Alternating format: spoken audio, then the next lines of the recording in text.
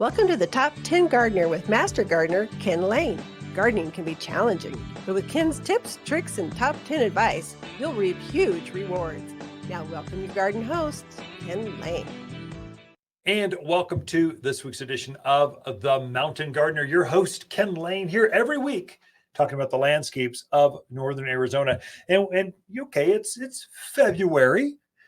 We're not quite in the garden mode. Actually, I've done quite a bit of gardening. I've planted a few plants, evergreens, wanted to get those in. Fruit trees are in.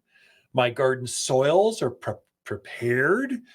I've insulated many of the root balls with some shredded cedar bark. I kind of feel like I'm on top of it.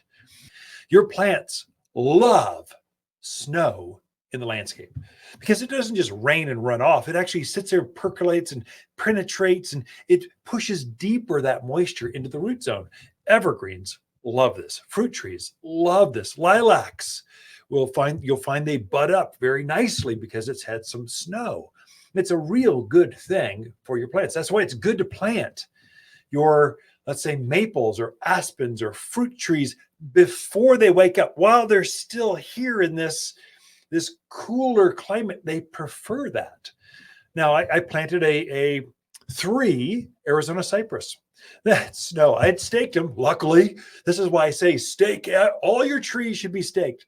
That snow came up and they were leaning over, just weeping from the weight of all that heavy snow. Took a brush, a broom, and just dusted it off. They perked right back up. The sun got on them. So you really do want to go out into your landscape, put the gaiters on, put some nice rubber boots on, and go out and just knock the weight of that snow off. It'll perk them right back up. It also does another thing. Snow buries plants so they can't see the sun. And so if you take some of that snow off, it allows them to warm up, allows them to perk up, take in the sunlight, they actually get more sun because it's reflecting off the snow, and you've taken that snow off their branches. They like this. It's a good thing. If you were to plant a spruce tree, let's say you had that living Christmas tree, and you planted that out in the yard, which would be fine in January. That's great. This snow you didn't stake it, it would have gone flopped right over, more than likely. It wouldn't have damaged it. You just have to go back out, perk it back up, try to pack the soil around. So staking trees is important in the mountains of Arizona. I would say more so than anywhere else because of this wet, heavy effect of the snow, and with this prevailing southwest wind that blows on your plants as they're just starting to leaf out. So it starts in March, and that prevailing southwest wind doesn't stop until the monsoons come in July. And so as they start to leaf out, they'll start catching that wind. They start leaning to the northeast, and then you got a tree that's leaning on you. And once that tree ring solidifies, it stays that way. It is hard to get a tree to go back. Once it's used to growing with a dog leg or leaning towards the northeast, it is hard to get it back. In fact, I would say impossible to get it back. So staking, super, super important. If you're planting trees, any kind of tree, any size tree. Now, I'll only keep that Arizona cypress. I planted 15-gallon Arizona cypress. They're as tall as I am. They're starting to see some size to them. They'll really grow this spring. I'll probably let them grow, no more than 18 months, probably a year. And I'll test them. I'll go, can you guys go off your stakes now? So I'll take them off as soon as I can. But I'll leave them on for about a year to maybe that second growing season. Then I'll take the stakes off. Some of you are leaving your stakes on way too long. I mean, it's just the trees are holding the stakes up now. You just don't need that. But that's the reason I say stake. Since last fall's, fall is for planting trees, especially. The next best time is now. That's why I say staking is so important. Getting that soil amended is so important. I've been preaching for the last month to friends and family. Water your landscape. Water, water, water. We haven't seen moisture in so long. So I say water twice a month, even in the middle of winter, especially during the middle of winter. So people have been asking me everywhere I go, should I be watering? Yeah, I've been saying that on the radio for 2 months now. Yes. But you told me I didn't have to. No, I did not tell you that. I would never tell you that. I've been preaching. Plants use moisture in Arizona. They use moisture even in winter. So in Wisconsin, in Michigan, Minnesota, they don't because you've got 8 foot of frost line. They're frozen. Here, plants aren't frozen. They're moving slowly, but they're still moving. So you want to hydrate them every once in a while. Watered by hand, took the hose out and watered all my container gardens and my more sensitive raised bed garden, just to make sure. I didn't know how much moisture was coming in the storm. I thought, I'm just giving insurance. Watered them, and now they'll come through just fine with all that. Hi, Waters with the plants of the week and our double pink Linton Rose. Stunning double pink flowers dangle from this amazing perennial. And this flower stands apart from the rest for its tremendous color impact that starts in midwinter and then holds its blooms right through spring. So tough it's rarely bothered by bugs and completely deer-proof. You're listening to Garden Master Ken Lain, owner of Waters Garden Center in Prescott. Join his daily podcast for timely garden advice seasonally right for the gardens. Ken can be found throughout the week at Waters Garden Center in Prescott or through his website at top10gardener.com. You're listening to Garden Master Ken Lain and the Top 10 Gardener podcast. Welcome to the Top 10 Garden Show.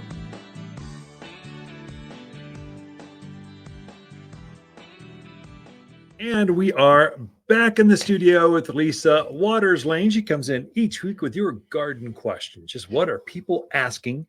Even in a wintry kind of stormy system, gardeners are starting to think. I posted a picture of our winter blooming jasmine. We just swept it off. It's in full bloom. Yeah. Under the snow. And I posted to Facebook and Instagram. It like instantly went, all the gardeners went, oh my gosh, that's great. That's so exciting. So Jenny would like to know her ornamental grasses took a beating with the wind, the rain, and the snow. Yeah, they did. Is it okay to cut them back now?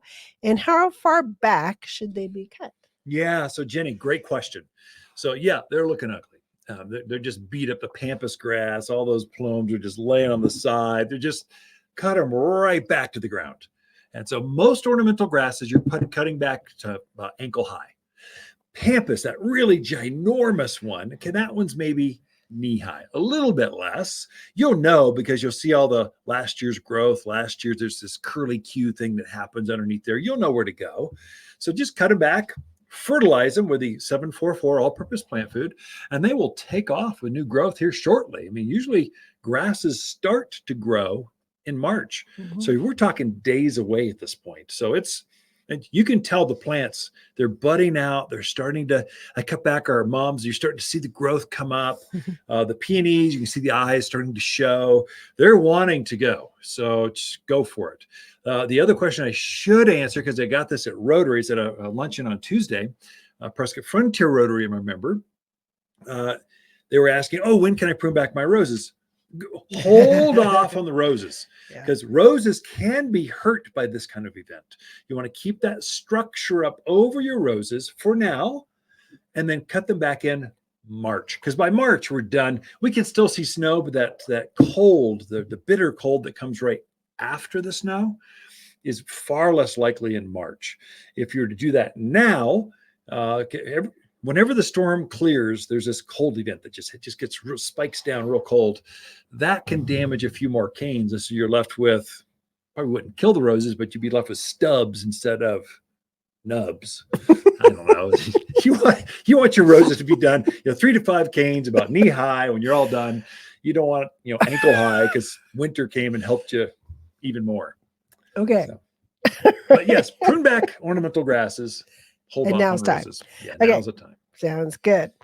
So Tom would like to know, do you prune blueberries or you just let them do their thing? Yeah, good. And the second part of the question is, when do you start to prune blackberries and raspberries? Sure. So great, Tom. Yes, you prune all those. Blackberries, you don't do a lot with them, but they can get this mangy. You give them a haircut, make them look shapely and pretty. So that's about all you do with those. Now, what was the other one? Blackberries and raspberries. Is that it? Mm-hmm. Blackberries and raspberries, prune them back now. So go for it.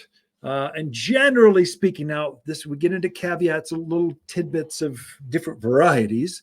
But generally speaking, what the encyclopedia, the garden books say is prune back last year's canes that fruited, leaving all the fresh new canes that grew last year that didn't really fruit. Those are the ones that are going to produce fruit this year. So you want to prune. That's both raspberries and blackberries. They're both the same. Marionberries, they're kind of all those brambles. They're the same. So cut back last year's cane that had fruit on it, and then leave all that entire cane, the whole thing. Don't cut it back at all. Just train it back to the fence or back to the guide wire, back to the wherever you want to keep it. And then that thing is going to load up with fruit this coming spring. So I don't have a time to go into details on how to go all that. Come in and see us. If in doubt, take a picture, bring in, and we'll mark it on your phone. Here, prune this one out, prune this one out. And so now's the time. Now before the end of March. Okay. So some of the raspberries and blackberries they've come out with lately are more of a shrub form, like the shortcake varieties. Yeah. Is that kind of the same as a blueberry? Do they prune on old wood, new wood? I'm not sure. They've also got the new Gem series. So there's a new series that prunes on first year wood and second year wood, although there's more production on the second year wood than the first. But there's both. That's where we got to maybe let us know what variety, because we're talking, I don't know, there's like 100 different varieties. Grapes. You prune back grapes right now. Just go for it. Now, grapes are totally different. You're just taking those right back, basically back to its main stalk, maybe keeping a form there. But really, you're pruning those things back hard. I mean, they grew 10, 15 feet last year. Mm-hmm. You don't want all that on there. You want all that energy to come back, because grapes grow on new vines or new canes. So you want to cut it back so all those new canes start growing out, so you get more production. Mm-hmm. So I think we are just about out of time. Those are really good questions this week. Time to prune. You should feel the urgency. Time to get your soil ready. You should feel the angst. You should be adding manures and fertilizer, getting those flower beds, getting the vegetable beds ready, because planting season's like days away. Good time to put out your wildflowers. It is. Great time to put out wildflowers. Ken and Lisa Lain, the Mountain Gardeners. Let's talk poop. Hey, I'm Tommy at Waters Garden Center. Ken and Lisa are out right now, so I snuck in to remind you that it's time to add some manure to your garden. It's been a wet winter, and your soil is, well, pooped. Waters Barnyard Manure adds nutrients to get your garden growing. It's organic and odorless, so we really can say our poop don't stink. Buy 6 bags or more. Now that's a load of crap. Tommy, what's going on? Oh, poop, gotta go. Natural, safe, odorless, and organic at Waters Garden Center. You're listening to Ken Lain, a.k.a. the Top 10 Gardener. Ken can be found throughout the week in Prescott at Waters Family Garden Center. Listen daily as he answers the top 10 questions of the week, streaming on Apple, Google, Spotify, or wherever you download your podcasts. You've tuned in to the Top 10 Garden Show with garden expert Ken Lain. Join the conversation daily as he answers timely garden questions. Email Ken a question directly from your phone to his desktop through the web at watersgardencenter.com. That's Waters with 2 T's, gardencenter.com. Or visit face-to-face throughout the week, where he can be found at Waters Garden Center in Prescott. Now welcome your host, Ken Lain. There are 3 key, I would say, companion plants that just love February. Really, they're the companion plants of February. There you go. They're all perennials, and you'll find them at garden centers in February. This is when they show up. They're the first crops to actually show up at a garden center, and they should be planted while it's still wintry, cold, early spring. By the time you get into May planting, they're all gone. It's done. I mean, they're done blooming even. So one is Lenten rose, or hellebores. They go by 2 names. Hellebore, it's its botanical name. So if you're tuned into Fine Garden magazine, hellebores are all the rage right now, because they're an evergreen perennial, about knee-high, a little shorter than knee-high, call it 18 inches, with these bright, kind of bigger than a golf ball, just smaller than a baseball. That's that size flower, covered. They're just covered in flowers. It's got a real thick, leathery foliage to it. These striking, big leathery flowers to them that hold for weeks and weeks, if not months. They bloom a long time. So Lenten rose or hellebores. The common name, your grandparents probably called them Lenten rose. They have kind of a rose. They're definitely rose colored. They can come in blacks, pinks, whites, reds, come in a lot of different colors. You can mix and match. They're companions with lily of the valley. So lily of the valley is a shrub that's kind of a taller thing. They're definitely knee high, if not a little bit above. And so it's an evergreen, again, perennial, shrubby kind of thing. So it's knee high, kind of ball shaped. It's held its foliage all winter. It's got a striking kind of red tinge to them. Most varieties do. Can be a little purpley tinge, but they've been loaded up with flowers since last fall. I mean, they've been teasing us all winter, kind of like a lilac. They bud up all winter long, and then finally, late winter, early spring, they go into bloom. And lily of the valley have the most fragrant. I mean, I think they might outdo lilacs and roses for their fragrance. They're just striking. And they're companions with the hellebores because they both prefer a more shaded area. And so they're perennials. They come back year after year, and you can count on them. They're going to bloom every single year, every spring, very early, or winter, very late. This is their season. This is when you find them at garden centers. Great in containers. If you're tired of those boring containers, they've been looking dead since the geraniums died, put some hellebores in with some lily of the valley, and you've got instantaneous beauty that will look great throughout 12 months out of the year because they have evergreen foliage. The other companion, there's 3 perennials kind of go together. So each month we try to put together a mix of plants that can be planted that month that look good and that go together. And so these are the 3: hellebores, lily of the valley, and peonies. You see peonies show up at the garden center in February. They're always one of the first things. Now a good peony will have been rooted at least 2 years, if not 2 to 5 years is how long we've been growing these perennial varieties. English varieties are typically 2 to 3 years old before they come in.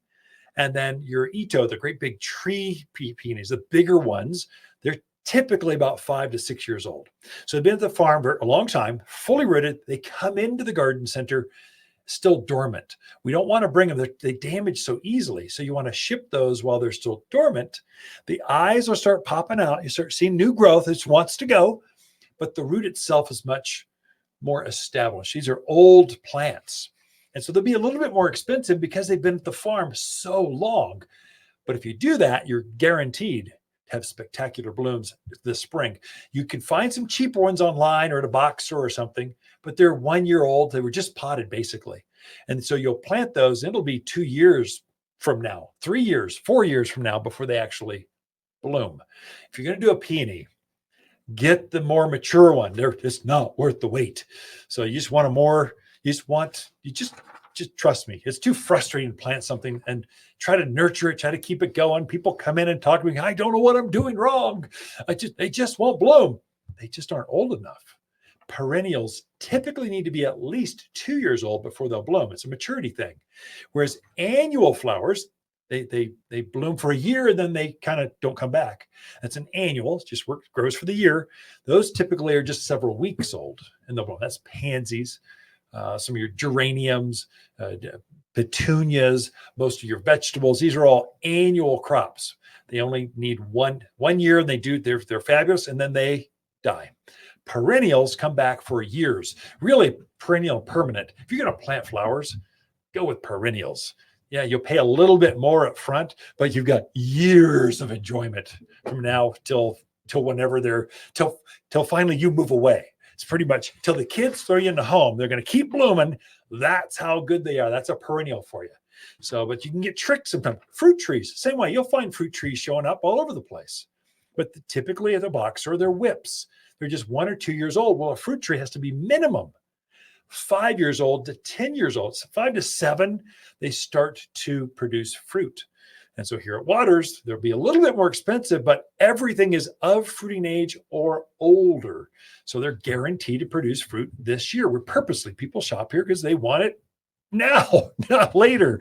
All right, we got a lot in store for you. Hi, Waters with the plants of the week and our double pink Linton Rose. Stunning double pink flowers dangle from this amazing perennial. And this flower stands apart from the rest for its tremendous color impact that starts in midwinter and then holds its blooms right through spring. So tough it's rarely bothered by bugs and completely deer-proof.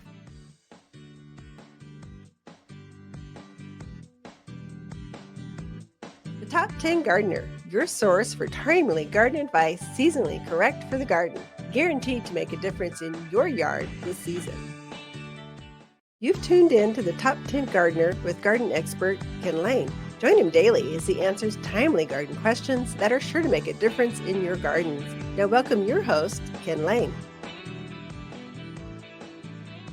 And we are back with Lisa Lain in the studio. She comes each week and just shares her garden perspective, what she's seeing, what flowers are tickling her fancy.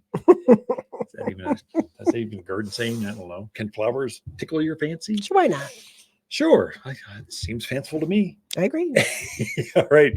Lisa, welcome in the studio. Thank you. So what do you Good to be got back. for us? What are you sharing? What insights can you give the listeners as they tune in or watch?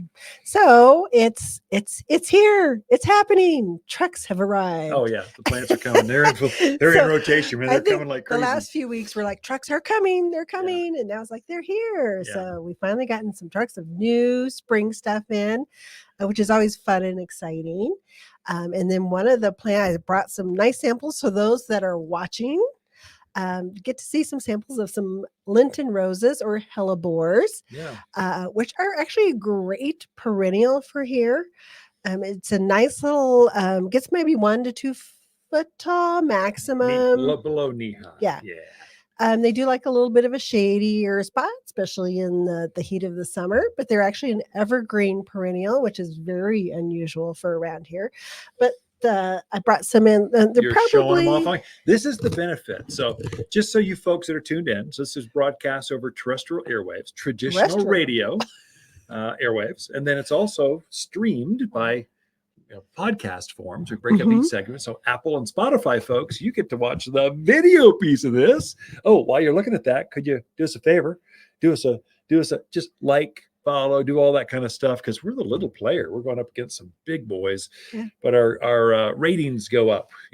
Google ranks us higher if you actually like what you're watching. Yeah, just like would you please just like us? Tell everyone. Anyway, you're showing off the Linton Rose or Hellebore. Yeah, so we've got I think 4, maybe 5 different varieties in. This is their ice series. Yeah, and you can see it's Oh a my very gosh. variegated kind of a cream and burgundy color. Absolutely gorgeous. And loaded with more buds to Yeah. come. So this thing's in bloom Oh, and yeah. gonna bloom more. Right. It's not done by any stretch of the Oops, try not imagination. to cover up your face on the camera. Yeah, Sorry. it's fine. Go ahead. But just a beautiful little early blooming plant for you, especially those people that just are like, I need some color. This is perfect for that. It gives you that A early thing color. that folks don't maybe new to the area. So if you're new to gardening, so this is a winter crop. We don't have these in the spring and summer season. Right. They come late winter, very early spring, because they bloom very early. And if snow gets on this, it doesn't care. It blooms longer. It loves the cold. We had a winter blooming jasmine in bloom in our house. Yeah. Where we were dusting the snow off this last week, and underneath it's in bloom. It's loving. Yeah. Winter bloomers love this kind of weather that we have. So this gets down to -20. Yeah. Which if ever gets down to -20, I'm moving. Never seen that. Yeah. As soon as we do So that, yes, we're it going to can Scottsdale. take the cold and keep on going. So that's a real pretty color. This one is a really nice dark Merlot color. It hardly shows up. It's so dark on there, but you can kind of see the I would call that center. black. It's beautiful. Well, Wow. they call it Merlot. Okay. But isn't that pretty? Just I see the two together. The yellow or- stamens coming out of the flower just Right. is so beautiful, the contrast. And you could plant these together in the same container. Let's say a container or raised bed to the Sure. front edge, because they're going to get, I don't know, 1.5 feet tall and just get nice full evergreen foliage Right. Oops. We have a ivory one that would be super Oh. attractive to put those two You together in a mean black pot. and or white? I'm talking to men now. Black flowers and white flowers together, because that's a black flower. Come on. It's Merlot. Okay. It's a nice Merlot. Mm-hmm. And then just one more, just because they're so pretty. You got to show them off. Definitely a nice color right now. Yeah, this has got, let me just describe it so it's not boring for you folks driving down the highway just listening to us. This has got like 7, 8 blooms in full bloom right now. It's got a green foliage that's like leathery leaf, which makes it very robust in the dry climate. So needs some shade, but it loves the dryness that we have, and it will bloom like this. It's got, I don't know, baseball size flowers. A dozen of them are going to come up. Blooms like this for an extremely long time. And it then when it's done, you pinch the flowers off, and then it just has this beautiful Foliage. Be great with heaths and heathers, Oh, yeah. lily of the valley. There's a lot of these kind of companion perennials. This is perennial country like Sure. I've never seen. So perennials grow better here than other parts of the country because we don't get disease. Right. And the beauty with this, animals don't eat them. So they don't, deer, rabbits, you folks out in the valley areas, the antelopes are becoming a problem. They're not going to bother Linton rose or hellebores. Same thing. Same critter. Hellebore and Linton rose are the same plant. Some people get confused, so I just thought I would. Hellebor's Clear that botanical, and the common name is Linton rose. Right. And sometimes we call it Linton rose hellebore, just to include it all in there. So it's just this, I would say February's companion plants, one of the key plants of February. And you'll see them now through, as soon as this crop's done, maybe middle of March, you won't see them again Even if until that next year. long. Yeah. So I They're would say bloom. if it's something you're interested in, it's definitely one you want to check out. Don't come to me in May and go, where's all the Linton rose? I personally hope they're all gone by this weekend. So, So definitely. Also, we did get in, they're not blooming and they're just kind of in the pot right now. But if you want to get them planted, some peonies. We got some Sarah Bernhardt's. We got the red and the pink, and those are just the start. We'll definitely get more in. Oh, yeah. But great time to plant. Absolutely great time to plant because they are they're starting to wake up. Their little eyes are there, but they're still very dormant. So get them planted. You get to enjoy the blooms this year. You get to enjoy the foliage. So it's a great time to That's do one that. of those, if you're new to the area, new to gardening and garden centers, these are very limited crops. We have to guesstimate that, like those Linton roses, those are 3 years old. We had to guess 3 years ago how many we would actually sell and then bring them in. Peonies, those are like 5-year crops. So you get the Ito peonies, those are 5 years old at the farm before we bring them in. And we're guessing 5 years ago how many you all would buy out in the public. So when you see them, peonies especially, they don't look like much. So, but they're going to have this fragrant bloom that just like your grandmother had, they're going to have that.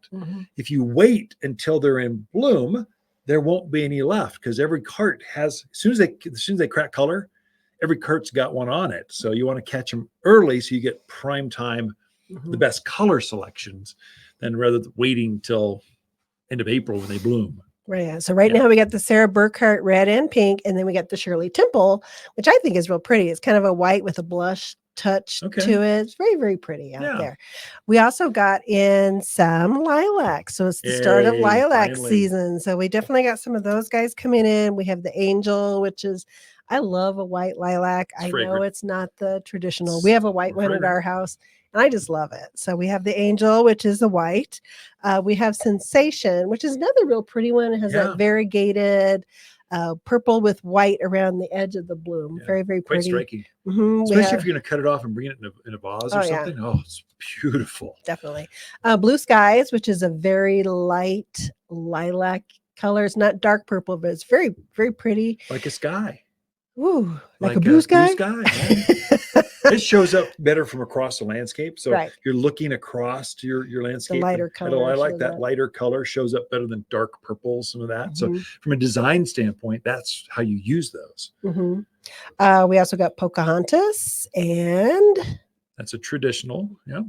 One or two other ones. Yeah. But there again, what a great time to get them in because you get to enjoy the blooms on them. your neighbors get to enjoy your blooms on them, and you're not looking at somebody else's going, oh, I need a want one now. lilac. I Yeah. should go plant one. We also got a couple of different magnolias in. Oh, that's neat. The Elizabeth, what they think is yellow, and I forget the other one, but I'm pretty sure it's pink. Rosemary. Oh, gotcha. So we got those two. So those are ones that bloom in the spring. They bloom before they put their leaves on. So they're gorgeous when they're blooming. And then when they're done blooming, they put their leaves on and you enjoy them for the rest of the season. So there's two types of magnolias. You southern folks, you think there's only a southern magnolia. It's got to be an evergreen with a white saucer-shaped flowers. Actually, the prettier ones, the hardier ones are deciduous. That is, they lose their leaves in the winter.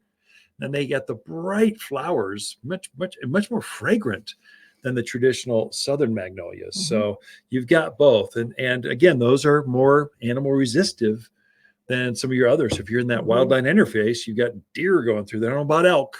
Deer that keep javelina is not going to bother them. Right. Personal experience. So with that, we're out of time. I know you got a whole list of plants that It's are here, okay. but they'll have to come in You and have to come in. yeah, when the snow clears, just come and visit and get your garden fix. Ken and Lisa Lain, the Mountain Gardeners. Garden companion plants in February are peony, lily of the valley, pinyon pines, and Calgary carpet juniper. Calgary carpet juniper shows rich green mounds of juniper beauty that grows ankle high for the perfect ground cover. An ideal choice for low water, low care erosion control on natural banks or to soften that rock lawn. The perfect green nestled between boulders or to soften the top edge of a retaining wall.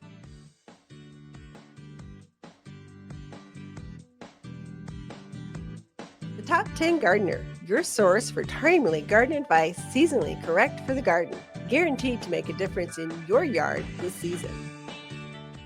Welcome to the Top 10 Garden Show with Ken Lain. Listen to Ken's tips, tricks, and garden shortcuts guaranteed to make your gardens more beautiful than ever this year. Now welcome your host, Ken Lain. Let me see if I can cover this in a 10-minute segment. But this week's garden column was on gardening for newcomers. If you're new to the area, this is a different place. We are a 4-season climate, but because of our altitude, our dryness, and our water, and our wind, and our sun, altitude, it changes. There's some variables that change. And so I was explaining, so let me see if I could just expound upon that. So if you happen to catch that, if you're part of our garden club, you can sign up and you got that article directly from my desktop to yours. If you get the local paper, any of them, it was this week's column they published. And so we started with zones. We are a zone 7. 7 means plants need to go freezing. They need to go down to close to 0, about 10 degrees before they freeze and die. And so zones are the lower the number, the more cold they will take. So a lilac could be a zone 2, 3, or 4. They go down to minus 40 degrees. We'll never see that. So you need plants that can grow from zone 7, 6, 5, 4, 3, 2, 1, down 7 and below, and you're good to go. And so if you go above that, you're going towards Phoenix. Phoenix is more like 10, so garden zone 10. They never see freezing. If those plants, you take a saguaro, and if they even see cold, they'll freeze and die. They turn to black mush, fall over, and just ficus. That's a house plant up here. But down there, it's a yard plant they use around the pool. But it's a zone 10. So you're looking at your zones. It's how cold can they go in winter before they are damaged. And so you folks that are tuned in from Sedona, maybe Camp Verde, Cottonwood, okay, that's good. Maybe Cordes Junction, Hillside, Skull Valley, Kirkland going the other way, you're probably a zone 8. So you need plants that can go down to about 15 degrees. You definitely get cold. That's a 4-season plants. You need plants that can take that. And so it just comes out. You folks on the ridgelines, Highland Pines, Groom Creek, the Williams, Ash Forks, Seligman. You get that cold wind up there, you're going to be a zone 6. Flagstaff zone 5. So you need plants that can go down below 0 because it gets colder there. But generally speaking, we're going to be a zone 7 plus or minus. You're 6, 7, or 8. Yeah, but I'm different. I'm from Prescott Valley. No, you're the same as all the rest of us. You're a zone 7. Come on, zone 7. Yeah, but I live in Paulden. You're a zone 7. Actually, you might be a zone 6 because that cold air spills off of Ash Fork towards you, settles right there in that valley. So you actually get the most extreme out in Paulden. Chino Valley, just a few miles this way, There you guys are zone 7. We're a zone 7 plus or minus. You need plants that can get close to 0. So when you're looking at the tag, just know what you're dealing with. If it says zone 9, 10, 11, 12, those are desert plants. The buyer just said, ship 50 of those to all my stores. I don't care. They'll buy them.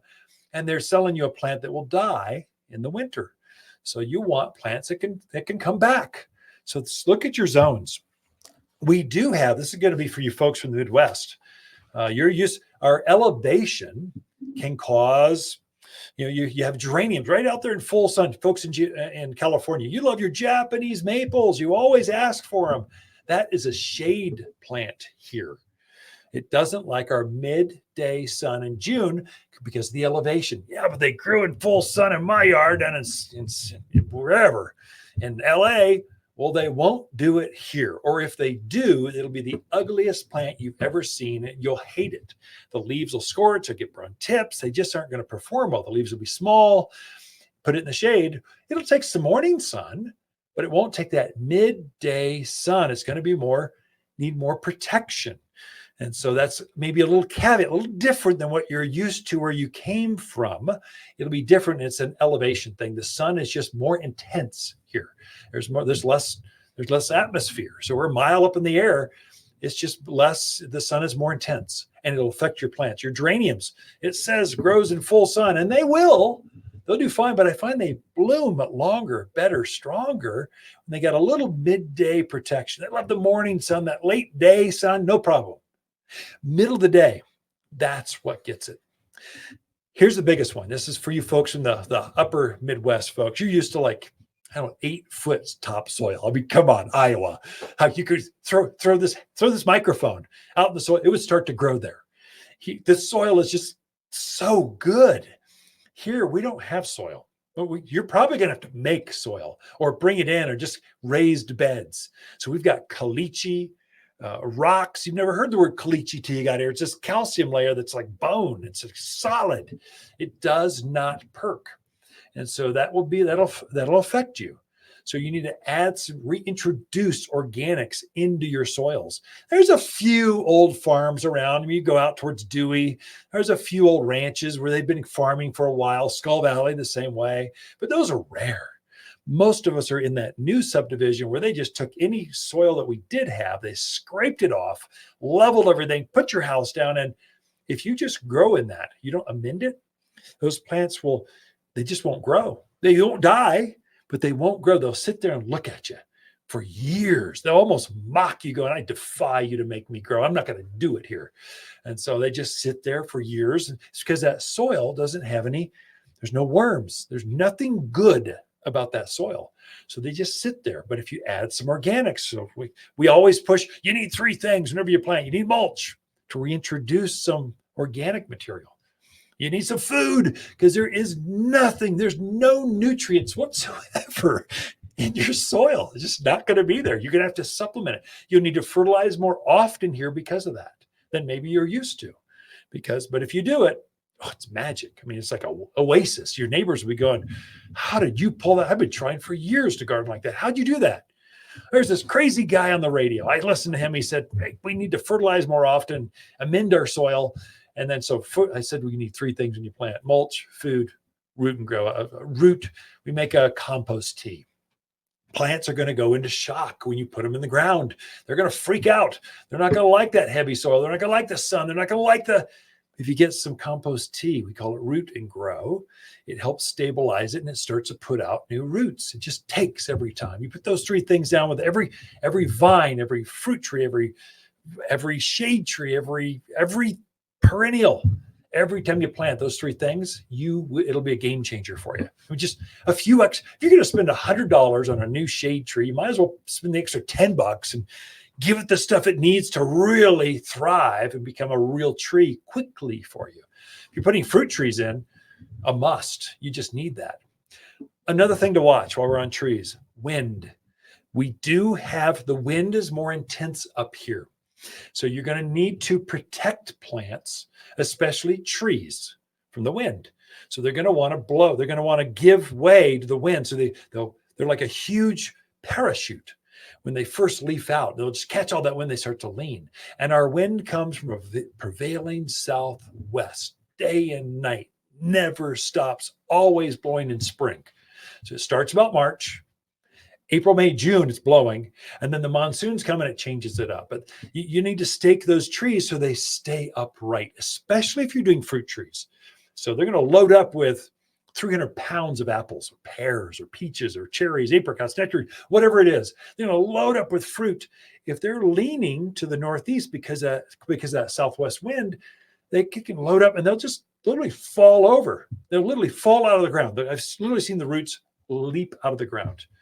And so stake them so they're straight, at least for that first year or two, and then they will always be straight. So it's something maybe you haven't done in other parts of the country, but you need to do it here. That, and I would say the biggest thing I adjusted to when I started growing here, the water is very alkaline, so which makes all of our gardens alkaline. Now, this is a rare thing. The rest of the country, every other radio show, every other TV show, every other garden program, they're telling you to add hydrated lime. I don't even sell lime, or I can't remember. I'll try to talk you out of it if you have it, because it makes the soil more, we're so acidic, it makes it more alkaline. We don't do that ever here. We're always trying to make the soil acidic, bring that pH down. We're trying to change the chemistry, make it more acidic all the time. So all of our foods that we sell here, we put soil sulfur in them. So it works with the food to make things more acidic. So you'll find your soil is more alkaline here because of that. So which causes yellow leaves, smaller fruits. They turn yellow. It does some things. There's some insider tips for the newcomers near the area. Be a game changer for you. Hi, Waters with the plants of the week and our double pink Lenten rose. Stunning double pink flowers dangle from this amazing perennial. And this flower stands apart from the rest for its tremendous color impact that starts in midwinter and then holds its blooms right through spring. So tough it's rarely bothered by bugs and completely deer-proof.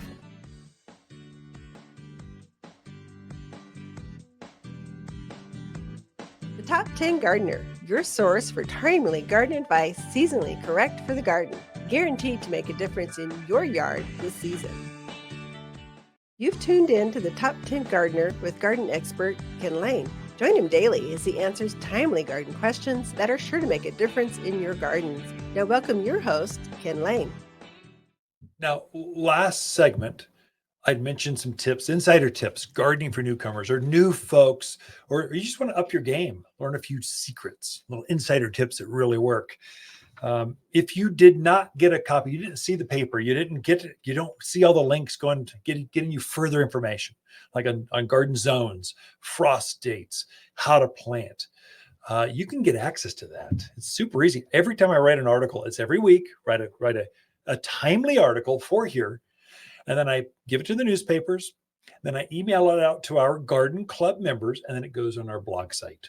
So watersgardencenter.com. It doesn't get very sophisticated. If you try to find us, you will. At the top of the page, it says blog. I don't know, why do they call it a blog? Why don't they call it a garden journal or something? But anyway, blog, it'll be the most recent article there. So just jump in. It'll be right there. It's got all the links. The newspapers actually take out the links. They just want black and white. I don't want any interaction at all.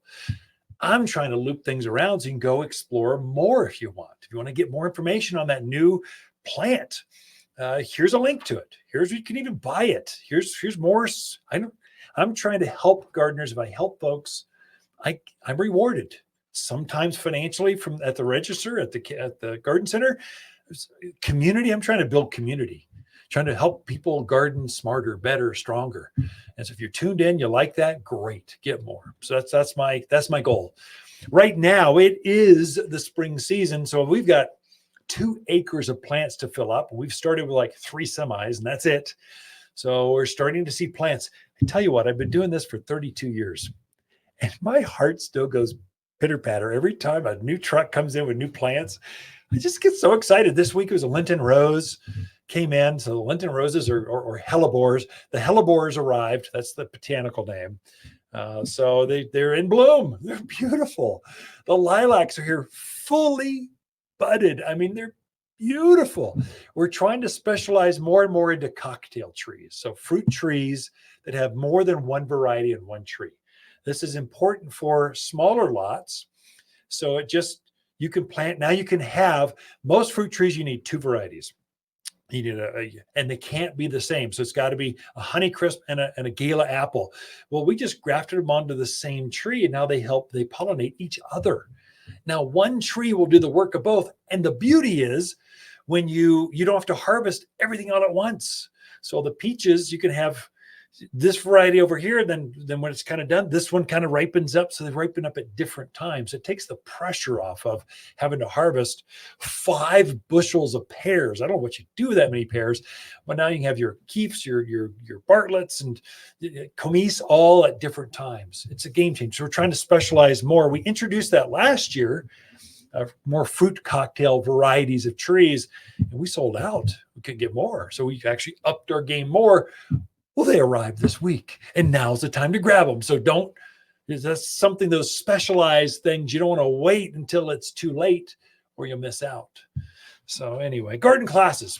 So today it's fruit trees. We'll be introducing those. So that's the 10th. Every Saturday at 9:30, we have a garden class. Next week is gardening for newcomers. It'll be a big class. If you're new to the area, the region, it's probably worth to drive over, spend an hour with us. You will be a better gardener this spring if you come to this class, gardening for newcomers, whether it's rain, shine, we're having a class. And then it's evergreens that bloom early. There's several varieties of evergreens that actually bloom in spring. We're going to share those. But throughout the week, Lisa and I camp out here at Waters Garden Center. We love talking to fans of this show. Hi, Waters, with the plants of the week and our double pink Linton Rose. Stunning double pink flowers dangle from this amazing perennial. And this flower stands apart from the rest for its tremendous color impact that starts in midwinter and then holds its blooms right through spring. So tough it's rarely bothered by bugs and completely deer-proof. If you want a more fruitful garden, increased success in landscape that just feels better, then tune in daily to the Top 10 Garden Podcast. Years of tips, tricks, and garden shortcuts are guaranteed to make your gardens nicer than ever. Listen to this podcast or read Ken's weekly garden column by visiting watersgardencenter.com. That's Waters with 2 T's, gardencenter.com. Thanks for tuning in.